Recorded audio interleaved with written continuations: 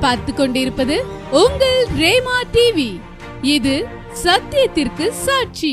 உலகம் மாமிசம் பிசாசு கடியில் அடிமையாகவே பாவி நான் உழன்றேன். நிம்மதி இழந்தேன், தூய்மையை மறந்தேன், மனம் போல் அலைந்தேன், ஏமாற்றம் அடைந்தேன். என்னையா நேசித்தீர் ஐயா இயேசுநாதா, உம்மை மறந்தவோர் துரோகி நான். என்னையா நேசித்தீர் ஐயா இயேசுநாதா, அடிமை உமக்கே இனினா. நன்றி ஆண்டவரே. உலகம் மாமிசம் பிசாசு கடியில் பாவியாகவே நாங்கள் வாழ்ந்து வந்தோம். எங்களை நீர் விடுதலை செய்தீர், எங்களை நீர் நேசித்தீர். பரம கானானுக்கு நேரான இந்த விடுதலை பயணத்தில் எங்களை அழைத்து செல்லுகிறீரப்பா. இந்த பயணத்தில் எங்களுக்கு வருகிற எல்லா பிரச்சனைகள், எல்லா காரியங்களிலும் நாங்கள் எப்படி வழிநடந்து இவைகளை மேற்கொள்ள வேண்டும் என்று எங்களோடு பேசுகிறீர். ஆசீர்வதியும், தொடர்ந்து வழி நடத்தும். இயேசுவின் நாமத்தில் ஜெபிக்கிறோம் எங்கள் அருமை பிதாவே. ஆமேன், ஆமேன். அன்புக்குரியவர்களே, திங்கட்கிழமை தோறும் கானான் பயணம் என்கிற தலைப்பிலே ஆண்டவருடைய வார்த்தைகளை நம்ம தியானிக்கிறோம். அதற்கு ஆதாரமாக அடிப்படையாக யாத்திராகம புஸ்தகத்தில் 40 அதிகாரங்கள் இருக்கிறது.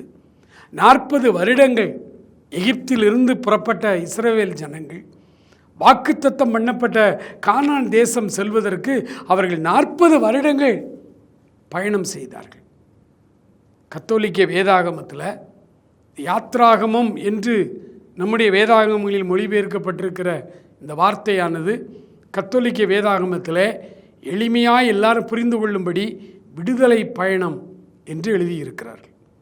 இந்த விடுதலை பயணம் ரொம்ப முக்கியம். ஆகவே இந்த 40 அதிகாரங்களையும் நம்ம அடிப்படையாய் வைத்து அந்த பரம கானானுக்கு செல்ல ஒப்பு கொடுத்திருக்கிற ஆண்டவருடைய பிள்ளைகளுக்காக இந்த செய்தி தயாரித்து வழங்கப்படுகிறது. எல்லாருக்கும் அல்ல, ஆண்டவரை மெய்ரட்சகராய் ஏற்றுக்கொண்டவர்களுக்கான ஒரு நிகழ்ச்சி. ஒருவேளை ஆண்டவரை இன்னும் ஏற்றுக்கொள்ளாத கிறிஸ்தவர்கள் அல்லது மற்றவர்கள் நீங்கள் இதை கேட்டு ஆண்டவர்கள் ஏற்றுக்கொள்வீர்கள், ஆனால் நீங்களும் இந்த பரம கானானுக்கான பயணத்தில் எங்களோடு கூட நீங்கள் சேர்ந்து கொள்ளலாம். இந்த பயணத்தில் நமக்கு இருக்கிற 3 முக்கியமான தடைகளை குறித்து சென்ற வாரங்களிலே நம்ம தியானிக்க ஆரம்பித்தோம். இந்த பயணத்திலே ஒவ்வொரு கிறிஸ்தவர்களுக்கும் அல்லது ஒவ்வொரு தேவ மனிதனுக்கும் வருகிற 3 விதமான எதிரிகள். ஒன்று உலகம். நாம் வாழ்கிற இந்த உலகமே நம்மை நேசிக்காது, நம்மை விரோதிக்கத்தான் செய்யும். இந்த உலகம் ஒரு பெரிய எதிரி நமக்கு. 2வது நம்முடைய மாம்சம், சொந்த மாம்சம்.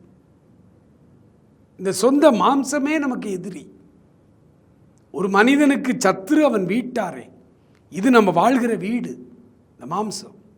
உள்ளே இருக்கிற நாம், பரம கானானுக்கு ஆயத்தப்பட்டு கொண்டிருக்கிற நாம், நமக்கு எதிரடையாய் இந்த மாம்சமே நமக்கு முட்டுக்கட்டையாய் வருகிறது. ஆகவே தான் அப்போஸ்தலனாகிய பவுல் சொன்னார், மாம்சத்துக்கு விரோதமாய் ஆவி, ஆவிக்கு விரோதமாய் மாம்சம் ஒன்றுக்கொன்று எதிரடையாய் போராடுகிறது என்று. 3வது பெரிய எதிரி பிசாசு. அடிப்படையிலே பார்த்தா பிசாசு தான் எதிரி. இந்த பிசாசு இந்த உலகத்தின் மூலமாய் நம்மை வஞ்சிக்க பார்க்கிறான். அடுத்து நம்முடைய மாம்சத்தையே நமக்கு விரோதமாய் எழுப்பி வைத்திருக்கிறான். 3வது அவனே நேரடியாய் வருகிறான். 3 எதிரிகள் ரொம்ப ரொம்ப ரொம்ப ரொம்ப முக்கியமான எதிரிகள். இதை ஒரு கிறிஸ்தவன் ஜெயிக்க வேண்டும் என்று ஆண்டவர் இந்த 3 எதிரியை நமக்கு வைத்திருக்கிறார். போராட்டம் இல்லாமல் வெற்றி இல்லை. எக்ஸாமினேஷன் இல்லாமல் அங்கே நமக்கு பாஸ் சர்டிஃபிகேட் யாரும் கொடுக்க மாட்டார்கள். சோதனைக்கு பிறகு அங்கே சொர்க்கத்திலே இடம், கிரீடத்தை தருகிறார். எனக்கு அன்பானவர்களே, இந்த கானான் என்கிற தேசத்துக்கு இந்த இஸ்ரவேல் ஜனங்கள் 40 ஆண்டு காலம் அவர்கள் வழி நடத்தும் பொழுது ஆண்டவர் அவர்களுடைய வாழ்க்கையில் இந்த 3 சத்துருவையும் வச்சார். இது யார் ஜெயிக்கா பார்க்கலான்னு 2 பேர் தான் ஜெயிச்சாங்க. வந்தது என்னவோ 6 லட்சத்திற்கும் அதிகமான இஸ்ரேலர்கள் வெளியில் வந்தாங்க. அதில் காலேப் யோசுவா என்கிற 2 பேர் தான் இந்த 40 ஆண்டு கால பயணத்தில் வெற்றி பெற்றது. இவர்கள் தான் அன்னைக்கு இருந்த கானான் தேசத்துக்குள்ளே பிரவேசித்தார்கள். அப்போ மைனாரிட்டி தான் ஜெயிக்கும், மெஜாரிட்டி என்னைக்கும் ஜெயிக்காது. மைனாரிட்டி தான் ஜெயிக்கும். 6 லட்சத்திற்கும் அதிகமான மக்கள், 6 லட்சம் வச்சுட்டா 6 லட்சத்தில் 2 பேர் தான் ஜெயிச்சாங்க. இன்றைக்கும் அநேக ஆயிரம் மக்கள் பரம கானானுக்கு நேராய் வழி நடக்கிறார்கள். அதில் கொஞ்சம் பேர் அவருடைய சொந்த பிள்ளைகள் ஜெயிப்பார்கள். அப்படி இவர்கள் ஜெயிக்கணும் அப்படின்னா ஆண்டவர் வச்சிருக்கிற 3 தடைக்கற்கள் அல்லது 3 எதிரிகள்: உலகம், மாம்சம், பிசாசு. இதில் மாம்சத்தை குறித்து பார்த்தோம். ரொம்ப டேஞ்சரஸான சத்துரு எதிரி யாருன்னு கேட்டிங்கன்னா மாம்சம்தான். ஏன்னா இதை விட்டுட்டு ஓடவும் முடியாது, எங்கேயும் போக முடியாது. இந்த மாம்சத்தில் தான் வாழ்ந்து ஆகணும். இந்த மாம்சத்தை விட்டு நம்ம வெளியில் போக முடியாதே. பவுல் ரோமர் 7ஆம் அதிகாரம் முழுவதும் போராடுகிறார். மாம்சீகத்துக்கும் அவருக்கும் உள்ள போராட்டத்தை இவ்வளவு தெளிவாய் பைபிள் வேற எங்கும் சொல்லலை. பவுல் தன்னையுடைய பிரச்சனையவே அழகா சொல்றார். நிர்பந்தமான மனுஷன் நான் புரிஞ்சுக்கிட்டாரு. மிகப்பெரிய கொடுமையான எதிரி எவனா ஒரு மனிதனுக்கு அவனுடைய மாம்சம் தான் எதிரி. இந்த மாம்சத்தை ஜெயித்தவர்கள் யார்? இந்த மாம்சம் என்கிற இந்த எதிரி 3 கண்ணி வச்சிருக்கான் நமக்கு. 3 கண்ணிகள். 1 யோவானுடைய புத்தகம் 2ஆம் அதிகாரம் 16வது வசனத்தை உங்களுக்காக நான் வாசிக்கிறேன். ஏனெனில் மாம்சத்தின் இச்சையும் கண்களின் இச்சையும் ஜீவனத்தின் பெருமையும் ஆகிய. நம்முடைய எதிரி மாம்சம். இந்த மாம்சம் 3 ட்ராப் வச்சிருக்கு நமக்கு. ஒன்று, இந்த மாம்சத்துக்குள்ளேயே ஒரு இச்சை இருக்கு, கடவுளுக்கு விரோதமான இச்சை. அப்புறம் இந்த மாம்சத்தில் இருக்கிற கண்ணு, உடம்பில் உள்ள 5 புலன்கள். இந்த 5 புலன்களுக்கும் நுழைவு வாயில் எது அப்படின்னா கண்ணு தான் பிரதானமான புலன். இந்த கண்ணில் ஒரு ட்ராப் வச்சிருக்கிறான், கண்களின் இச்சை. ஆதி முதல் சத்துரு சர்ப்பத்தின் வடிவத்திலே வந்து ஏவாளிடத்திலே பேசும் பொழுது ஏவாள் உடனே அந்த கனியை பார்த்தாள். என்னாலும் பார்த்தாங்க. ஆனால் அன்னைக்கு ஏவாள் அதை பார்க்கும் பொழுது அது இச்சிக்கப்படத்தக்க ஒரு நல்ல பழமாக கண்ணுக்கு தெரிஞ்சது. அவ்வளவு நாளும் ஐயோ இந்த பழத்தை சாப்பிடக்கூடாது, சாப்பிட்டா செத்துருவோம், நம்ம ஆண்டவர் சொல்லியிருக்கார் அப்படின்னு அந்த பழத்தையே பார்க்காம போயிட்டு இருந்த அவங்களுக்கு அந்த பழத்தை குறித்த தவறான தகவல் வந்த பொழுது அந்த கண்கள் இச்சித்தது. முதலாவது ஏவாள் அந்த பழத்தை பார்த்தாள். இது ரொம்ப அழகுள்ளது, இது ரொம்ப சுவையாகத்தான் இருக்கும், இது ரொம்ப எனக்கு கண்களுக்கு இச்சையாக இருக்குன்னு அந்த அம்மா சாப்பிட்டாங்க. கண்களின் இச்சை, மாம்சத்தின் இச்சை, கண்களின் இச்சை, ஜீவனத்தின் பெருமை. 40 ஆண்டு கால ஊழியத்தில் அயல்நாடு உள்நாடுன்னு எக்கச்சக்கமான மனிதர்களை நான் பார்த்து விட்டேன். கிராமங்களுக்கும் போயிருக்கிறேன், நகரங்களுக்கு போயிருக்கிறேன். போகிற இடங்களில் எல்லாம் எல்லா மனிதனுடைய இரத்தத்தோடு இரத்தமாய் கலந்திருக்கிற பெருமை அவனுடைய ஊர் பெருமை. மிஞ்சி போனால் ஒரு சர்ச்சு இருக்கும், 4 தெரு தாங்க இருக்கும் கிராமம். ஆனால் அதில் இருந்துக்கிட்டு அவன் என்னமோ லண்டனில் இருக்கிற மாதிரியே பேசிகிட்டு இருப்பான். திருநெல்வேலி மாவட்டம், கன்னியாகுமரி மாவட்டம், தென்காசி மாவட்டத்துக்கு ஊழியங்களுக்கு போகும் பொழுதெல்லாம் பொதுவாக கிராமத்தில் போய் பேசுகிறது எனக்கு ரொம்ப பிடிக்கும். எனக்கு அழைப்புமே அங்கேருந்து தான் நிறைய வருது. இந்த கிராம ஊழியங்களுக்கு அல்லது கிராம சபைகளுக்கு நான் செல்லும் பொழுதெல்லாம் அந்த ஊரில் ஒரு 10 பேர் வந்துடுவான். ஆனால் உங்கள் பிரசங்கம் நல்லா இருக்குன்ட்டு வரும், ஏதோ ஒன்று நல்லா இருக்குன்ட்டு வருவான். அப்படி பேசும்போது கொஞ்சம் அந்த ஊரை பற்றி கேட்டால் போதும். நீங்கள் எங்கேருந்து வந்திருக்கீன்னு கேட்போம். பாளையங்கோட்டையிலேருந்து வந்திருக்கிறேன் அப்படின்னு உடனே அவன் என்ன சொல்லுவான்னா, எங்கள் ஊர் மாதிரி பெருசாக இருக்குமா அப்படிம்பான். அவனுக்கு பாளையங்கோட்டையே தெரியாது. தன்னுடைய கிராமத்தின் மேலே, அதாவது ஜீவனத்தின் பெருமை, சுய பெருமை, ஊர் பெருமை, படிப்பு பெருமை, பணப்பெருமை, ஜாதி பெருமை எல்லாம் அவனுக்குள்ள இருக்கும். இந்த ஜீவனத்தின் பெருமை அதை ஜெயிக்கணும். பவுல் அழகாக ஜெயிச்சார். எனக்கு லாபமாய் தோன்றினவைகள் எவைகளோ அவைகளெல்லாம் கிறிஸ்து இயேசுவை அறியும் அறிவுக்காக நஷ்டம் என்று எண்ணுகிறேன், குப்பையுமாய் நினைக்கிறேன். நான் 8ஆம் நாளில் விருத்த சேதனம் பண்ணப்பட்டவன், பென்யமீன் கோத்திரத்தான், இஸ்ரேல் வம்சத்தான். நான் ஒரு நியாய பிரமாணத்தை தேர்ந்தவன், நான் ஒரு பரிசேயன். இதெல்லாம் எனக்கு லாபமாக இருந்துச்சு, எல்லாம் நஷ்டம் என்று எண்ணுகிறேன். ஜீவனத்தின் பெருமையை ஒரு அதிகாரத்தில் குழி தோண்டி புதைச்ச மனுஷன் பவுல் அப்போஸ்தலன். பிலிப்பியர் 3ஆம் அதிகாரத்தில் 1ஆம் வசனத்திலிருந்து 11ஆம் வசனம் வரை வாசித்து பாருங்கள். தன்னுடைய குலப்பெருமை, ஜாதி பெருமை, தன்னுடைய கோத்திர பெருமை, தன்னுடைய படிப்பு பெருமை, பண பெருமை எல்லாவற்றையும் தூக்கி குப்பையில் போட்டார். ஜீவனத்தின் பெருமையை ஜெயித்தார். நீங்களும் நானும் கண்களின் இச்சை, மாம்சத்தின் இச்சை, ஜீவனத்தின் பெருமை எல்லாவற்றையும் ஜெயிக்க வேண்டும். அப்போ தான் இந்த மாம்சத்தை நாம் ஜெயித்ததாய் மாறும். எல்லாவற்றுக்கும் மேலாக இந்த மாம்சத்தில் இச்சை இருக்கும். இந்த இச்சையை நீங்கள் எவ்வளவு ஜெபம் பண்ணுங்க, இந்த இச்சை உங்களை விட்டு போகவே போகாது. இச்சை எந்த வயசுலையும் இருக்கும். நிறைய பேர் சொல்லுவாங்க, டீனேஜில் தான்யா மாம்சம் ஒரு மாதிரி பாலியல் இச்சைகள் வர்ற பருவம் அது. இல்லை இல்லை, 80 வயதானாலும் சரீரத்துக்குள்ளே அந்த இச்சை இருக்கும். அவனால் ஒன்றுமே நடக்கக்கூட முடியாது. ஆனால் அவன் உள்ளத்தில் அந்த மாம்சத்தின் இச்சை அவனை தொந்தரவு பண்ணிக்கிட்டே இருக்கும். நினைவால் தப்பு செய்வான். வாலிப வயதில் அவனாக தப்பு செய்வான். இப்போ முடியாது, 80 வயசாயிட்டு. ஆனால் மைண்டு முழுவதும் கரப்டட். மாம்சத்தின் இச்சை அதை அவன் போட்டு அரிச்சுக்கிட்டு தான் இருக்கும். வெளியே சொல்ல முடியும். ஏன்னா பெரிய மனுஷனா வெளியில் எல்லாரும் தாத்தா தாத்தாம்பாங்க, பெரிய ஆளும்பாங்க, அவன் சொல்ல முடியாது. ஆனால் உள்ள அவனை அரிச்சுக்கிட்டு இருக்குமா. அதனால தான் ஆண்டவர் சொன்னார், ஆவியின் கனியோ அன்பிலிருந்து ஆரம்பிச்சு சொல்லிட்டே வர்றார். கடைசியாக சொல்கிறார், இச்சை அடக்கம். இச்சை இன்மை இல்லை கனி. ஏன்னா இச்சையை இந்த மாம்சத்தை விட தூர போடவே முடியாது. மனுஷன் வாழ்நாள் இருக்கிற வரை, இந்த மாம்சம் இருக்கிற வரை அவனுக்கு நோவு இருக்கும். அந்த இச்சையை அடக்கி வச்சிருக்கணும். இச்சை அடக்கம். ஒவ்வொரு நாளும் ஆவியிலே நிரம்பி மாம்சத்தின் இச்சையை அடக்கி நாம் மேற்கொள்ள வேண்டும். பேட்ரிக் அண்ணன் நண்பர் சுவிசேஷ ஜெபக்குழுவின் ஸ்தாபகர்களில் ஒருவர். பேட்ரிக் அண்ணன் அந்திய காலத்தில் தனியாக இருந்தாங்க. அப்படி தனியாக அண்ணன் இருக்கும் பொழுது வீட்டை பெருக்கிறதுக்கு ஒரு அம்மா வேலைக்கு இருந்தாங்க.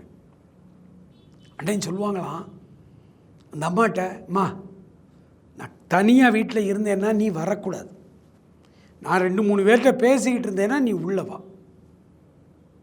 நீ உள்ளே வந்து எல்லா வேலையும் க்ளீன் பண்ணிவிட்டு அப்புறம் போயிரு. ஒரு வேலைக்காரி கூட தான் இவ்வளோ வயது, எவ்வளவோ அனுபவங்கள், ஆண்டவரோடு பேசுகிற அனுபவம், ஆண்டவரோடு வழிநடக்கிற அனுபவம், ஆயிரக்கணக்கான விசுவாசிகளை விசுவாச வாழ்வுக்குள்ளே வளர்த்தெடுத்த அன்னை இந்த அந்திய காலத்திலேயா தப்பு செய்ய போறாரு? அதுக்காக நான் சொல்லலை. சாகிற வரைக்கும் என்னுடைய மாம்சத்தில் இச்சை இருக்குமே, அதை நான் அடக்கணும். அப்போ அந்த மாதிரியான சந்தர்ப்பங்கள், சூழ்நிலைகளை நான் ஏற்படுத்தி விடவே கூடாது. Thank you Lord. அப்படி ஜெயித்தார்கள், வாழ்ந்தார்கள். நாம் அதே போல மாம்சத்தை ஜெயிக்கணும். அதை குறித்து போன வாரத்தில் எல்லாம் பார்த்தோம். இன்றைக்கு நமக்கு இருக்கிற மிகப்பெரிய 2வது எதிரி உலகம். இந்த உலகத்தை ஜெயிப்பது ரொம்ப கவனமாய் நாம் இருந்தால் ஜெயிக்கலாம். இந்த உலகம் எப்படி நம்மை மயக்கும்படி சிருஷ்டிக்கப்பட்டிருக்குதுன்னு பாருங்க. ஒரு 40-50 ஆண்டுகளுக்கு முன்னால் எல்லா சிஎஸ்ஐ கிறிஸ்தவர்கள் வீட்லேயும் பைபிள் இருக்கும். பைபிளுக்கு இணையாக ஒரு புக்கு வச்சுருப்பாங்க. இப்போ அதெல்லாம் போயிடுச்சு. அந்த புக்கு பேர் மோட்ச பிரயாணம். அந்த மோட்ச பிரயாணம் ஜான் பெனியன் ஒரு சொப்பனம் கண்டு அதை அப்படியே எழுதுகிறார். இன்றைக்கும் மோட்ச பிரயாணம் படிக்கிறதுக்கு ரட்சிக்கப்பட்ட புதுசில் நாங்கள் வாலிபர்கள் படித்தோம். திரைப்படம் மாதிரி படம் மாதிரி இருக்கும் அந்த புக்கை படிக்க. அந்த கிறிஸ்துவ பேர் கிறிஸ்டியான். அந்த கிறிஸ்டியான் மனைவி பிள்ளைகளோடு இருப்பார். உலகத்தை மாயாபுரி சந்தைன்னு அதில் சித்து வச்சுருப்பாங்க. மாயாபுரி சந்தையில் தான் அவர் மனைவி பிள்ளைகள்லாம் சந்தோஷமாக இருப்பாங்க. அப்போ திடீர்னு ஒரு நாள் கிறிஸ்டியானுக்கு ஆண்டவர் மேலே ஆண்டவருடைய அழைப்பு வரும். அவர் ரட்சிக்கப்பட்டுருவார். மனைவி பிள்ளைகள் அவரை கேலி செய்வாங்க. ஆனால் அவர் போவார் பாருங்க. அவர் அந்த பரம ராஜ்யத்துக்கு செல்லுகிற அந்த பரலோக பயணம் தான் மோட்ச பிரயாணம். அவர் சந்திக்கிற பிரச்சனைகள், அதில் இந்த உலகம் அவருக்கு ஆசை காட்டும். எப்போதுமே இந்த உலகம் ரெண்டு வேலை செய்யும். புதிதாக ரட்சிக்கப்பட்டு அதுவரைக்கும் இந்த உலகம்ங்கிற மாயாபுரி சந்தையில் அடிமைப்பட்டிருக்கிற ஒவ்வொரு மனிதனையும் ஆண்டவத்தினுடைய இரத்தத்தால் கழுவி மீட்டெடுத்த பிறகு இந்த உலகம் சும்மா இருக்காது. மறுபடியும் ஆசை காட்டும், மறுபடியும் இச்சையை காட்டும், மறுபடியும் கவர்ச்சியை காட்டும். அதனால தான் நிறைய வாலிபர்கள் சரியாக ஆண்டவருக்குள்ளே வராதவர்கள் ஊழியக்காரர்களாக மாறி அந்த மாயாபுரி சந்தை மாதிரியே ஊழிய மேடை ஆக்கி வச்சுருப்பான். அங்கே சினிமாவில் மேடையில் கதாநாயகன் அங்கே அவர் என்னென்ன சாகசம் செய்கிறாரோ, அதுக்கு என்னென்ன செயற்கைத்தனமான காரியங்கள், சினிமா முழுசுமே செயற்கை தானே, அதில் எதுவுமே இயற்கை கிடையாது. அதே செயற்கையான காரியங்களை கிறிஸ்தவ மேடைகளில் செய்து இந்த வாலிபர்கள் போடுற ஆட்டம் பார்த்திங்கன்னா பாவமாக இருக்கும். மாயாபுரி சந்தையில் மறுபடியும் போய் விழுந்துட்டானே, அதெல்லாம் வேண்டான்னு தானே இந்த கிறிஸ்டியான் லைஃப் அப்படி இருக்கும். இந்த கிறிஸ்டியான் அப்படியே அந்த மாயாபுரி சந்தையை விட்டு வெளியில் வரும் பொழுது இந்த உலகம்ங்கிறத கவர்ச்சி காட்டி மறுபடியும் கவர்ச்சி காட்டி நம்மளை இழுக்கும். சரி, சினிமா பாட்டு நம்ம பாட முடியாது, ஏன்னா நான் ரசிக்கப்பட்டேன். அதனால் கிறிஸ்தவ பாட்டையே சினிமா பாட்டு ராகத்தில் கொண்டு வந்துரு. கிறிஸ்தவ பாட்டையே சினிமா பாட்டு ராகத்தில் இன்றைக்கி பாடிக்கிட்டு இருக்கிறாங்க. அதே இன்டர்லூடு, அதே மியூசிக் போட்டு. அப்போ என்ன அர்த்தம்? இவர்கள் ரட்சிக்கப்பட்டார்கள், ஆண்டவருடைய அன்பினால் தொடப்பட்டார்கள். ஆனால் உலகம் காண்பிக்கிற அந்த கவர்ச்சியை விட்டு வெளியில் வர முடியல. மறுபடியும் மாயாபுரி சந்தையில் போய் விழுந்துட்டாங்க. ஆண்டவருடைய வார்த்தை சொல்லுது, கர்த்தருக்கு புதுப்பாட்டை பாடு, கர்த்தருக்கு பழைய பாட்டை பாடுங்கன்னு சொல்லலை. பழைய பாட்டுனா ஏற்கனவே சினிமாவில் எழுதின அந்த ராகம், அதை எடுத்து பாடாத. கர்த்தருக்கு புது பாட்டு, புது ராகம், ஆண்டவரை உயர்த்தி பாடுகிற பயபக்தியான பாடல். ஒரு காலத்தில் தூரத்தில் பாட்டு சத்தம் கேட்டால் தூரத்தில் கேட்கும் போதே சொல்லுவாங்க, இது இஸ்லாமியர்களுடைய பாடல். தூரத்தில் இது இந்து மதத்தில் உள்ளவர்கள் பாடுகிற சாமி பாட்டு அப்படிம்பாங்க. இது கிறிஸ்தவ பாட்டும்பாங்க. பாட்டை தூரத்தில் கேட்டாலே அதனுடைய இசை அமைப்பு, அதனுடைய காரியங்களை வச்சு இது கிறிஸ்தவ பாட்டு, இது முஸ்லீம் பாட்டு, இது இந்து பாட்டுன்னு அழகாக சொல்லிடலாம். இன்றைக்கி இந்து பாட்டையும் கரெக்டாக சொல்லலாம், முஸ்லீம் பாட்டையும் சொல்லிடலாம். ஆனால் கிறிஸ்தவ பாட்டை மட்டும் சொல்லவே முடியல. கவனிச்சிக்கிட்டே இருக்கணும். அதில் இடையில எங்கேயாவது ஏசுன்னு வருதான்னு பார்க்கணும். பார்த்தா தான் ஓ இது கிறிஸ்தவ பாட்டு போல், இல்லைன்னா சினிமா பாட்டுக்கும் இதுக்கும் எந்த டிஃபரன்ஸும் இல்லை, அப்படியே தான் இருக்கிறது. இந்த உலகம் நயங்காட்டி நம்மை அழைக்கும். இந்த உலகம் தன்னை விட்டு ஒரு ஆத்மா கூட வெளியில் போக இந்த உலகம் சம்மதிக்காது. இன்றைக்கி ஒரு ஆவிக்குரிய கூட்டம் நடந்து 50 பேர் ஒப்பு கொடுத்து போயிட்டானா இந்த உலகம் அதால் சும்மா இருக்க முடியாது. இந்த 50 பேருக்கும் மறுபடியும் கவர்ச்சியை காட்டி மறுபடியும் இந்த மாயாபுரி சந்தை தான் பக்கத்தில் இழுக்க ஆரம்பிக்கும், இழுத்துக்கிட்டே இருக்கும். 50 பேர் அந்த கவர்ச்சிக்கு மயங்கலை. இந்த உலகம் நயங்காட்டி அழைக்கிற எதுக்கும் அவங்க ஒத்துக்கிடலை, ஸ்ட்ராங்காக இருந்துட்டாங்க, ஜெயிச்சிட்டாங்க. அப்படின்னா இந்த உலகம் தன்னுடைய இன்னொரு முகத்தை காட்டும். அதைத்தான் இயேசுநாதர் சொன்னார், உலகம் உங்களை பகைத்தால் ஆச்சரியப்படாதிருங்கள், அது உங்களை பகைக்கும் முன்னே என்னை பகைத்தது என்று இயேசு சொன்னார். அடுத்து இந்த முகம் கொடூர முகத்தை காட்டும், எதிர்க்கும். அரசாங்க வடிவத்தில் வரும், ஆட்சியாளர்கள் வடிவத்தில் வரும்.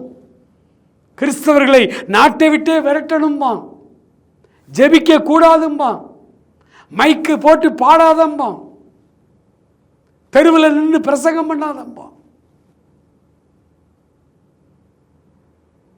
சத்தீஸ்கர் மாநிலத்தில் போன மாதம் அந்த முதலமைச்சர் ஒரு கொடூரமான சட்டத்தை கிறிஸ்தவர்களுக்கு எதிராய் போட்டிருக்கிறார். கிறிஸ்தவர்களுக்கு எதிராக ஒரு சட்டம் இயற்றப்பட்டு அது பாஸ் ஆகிருக்குது அந்த மாநிலத்தில்.